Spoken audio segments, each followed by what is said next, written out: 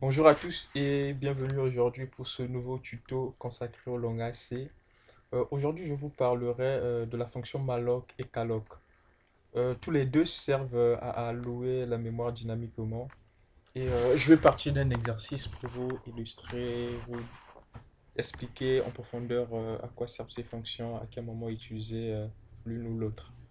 Je vais commencer par écrire le code just include. J'utilise mon clavier virtuel.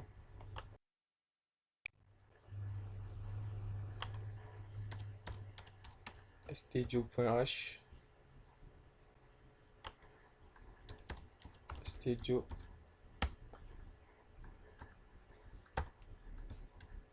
Studio.h et il ne faut pas oublier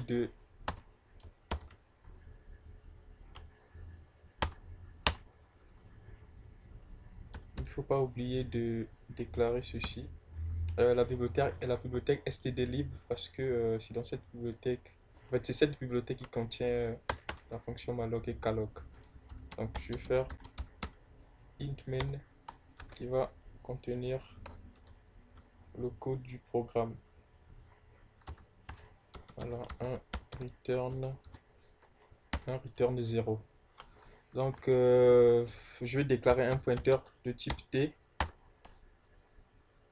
Donc un pointeur, c'est juste une variable qui va contenir l'adresse du tableau que je vais créer, le tableau T.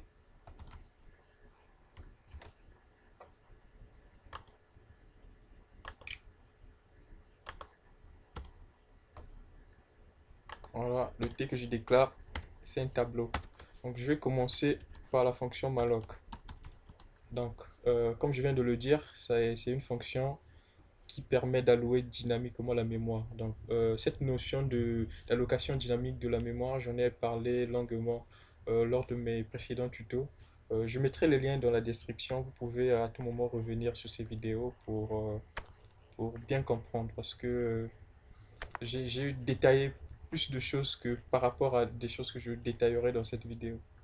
Donc, je vais aller un peu vite euh, lors de cette vidéo, mais vous pouvez revenir à tout moment si vous constatez que vous n'avez pas compris certaines choses. Donc, voilà la syntaxe. Donc, première comparaison, la fonction malloc prend en argument un paramètre.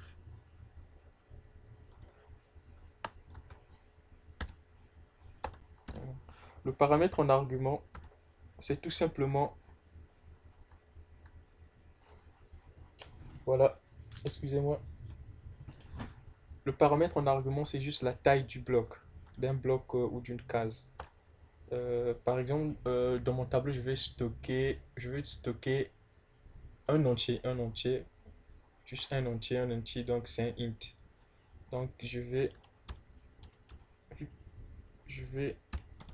utiliser le size of int. Je peux simplement dire que je veux allouer un bloc. Je veux simplement allouer un bloc qui va contenir un entier. Donc size of int, normalement c'est 8 octets parce que un entier est codé sur 8 octets en mémoire.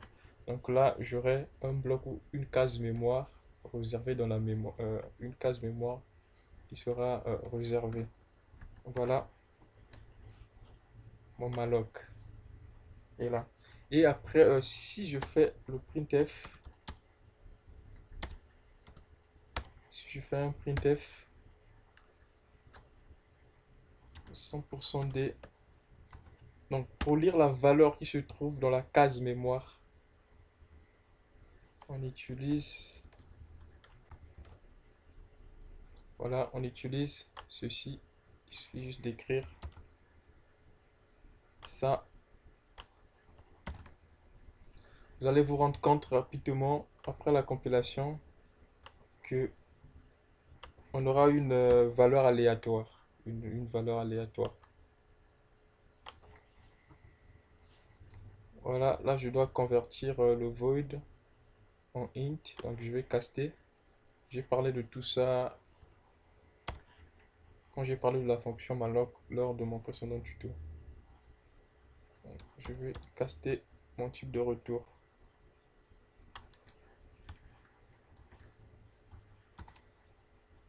Voilà, il n'y aura plus d'erreur.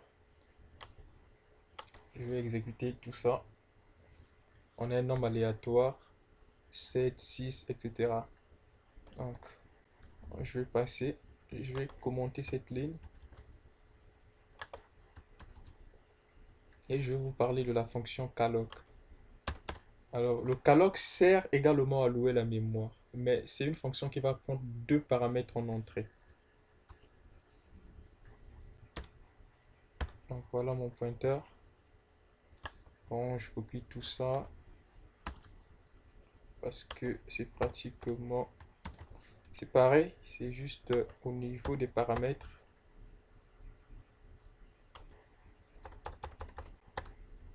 Calloc. Bon, je laisse le int parce que là je casse déjà le type de retour. Voilà. Comme je viens de le dire, la fonction va prendre deux paramètres. Donc le premier paramètre, c'est le nombre de blocs. Bon, j'ai juste besoin d'un bloc ou d'une case mémoire. Et le deuxième paramètre, c'est la taille d'un bloc. Donc le size of int, c'est la taille d'un bloc ou la taille d'une case. Voilà. Je vais faire mon printf.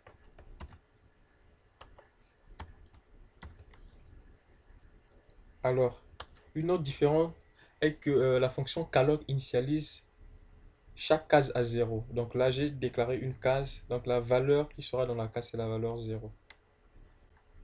C'est la valeur que je dois trouver après exécution. Si je trouve une autre valeur, donc c'est faux. Voilà, j'ai mon 0. Je vais continuer, je vais essayer d'allouer 4. Je vais compiler, j'aurai 4 cases. 4 cases à 0.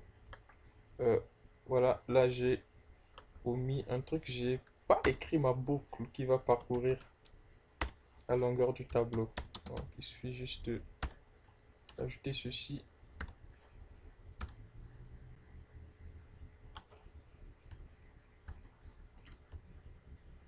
Parcourir toute la longueur du tableau. Donc qui est 4. I++. Je mets pas les accolades parce qu'on a juste une instruction dans la boucle for. J'exécute tout ça. Pour bien distinguer les valeurs qui se trouvent dans le tableau, je vais ajouter ce symbole. Voilà, on a nos 4 zéros. Donc tout est correct. Voilà, vous pouvez utiliser l'un ou l'autre. Donc, comme je viens de le dire, la fonction malloc prend un paramètre, prend juste un paramètre et la fonction calloc prend deux paramètres. Donc, si je veux écrire l'équivalent de ce que je viens de faire avec la fonction calloc, c'est tout simple. Donc, il suffit juste d'ajouter